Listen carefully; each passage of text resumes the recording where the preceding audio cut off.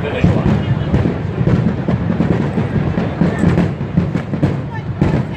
Big moment here tonight for Christopher Bell. Again, a little bit of a downer to weigh in under caution, and also with the scary crash we had between Austin Wayne South and Sandy Peters. 99 from the Peters ended up overturned. Great job in that turned over. That was great to see just a couple of minutes ago. Tonight, there's a little bit more of a happy moment in Sunoco Victory Lane for Christopher Bell tonight. The winner of the Chili Bowl Nationals earlier this year up in Tulsa, Oklahoma. That's a famed indoor three-quarter meter dirt track race. Had a chance to attend that this year. Let's see Christopher run to Victory Lane there. That was one of his biggest wins, obviously, and another big one for him here. This is his first career win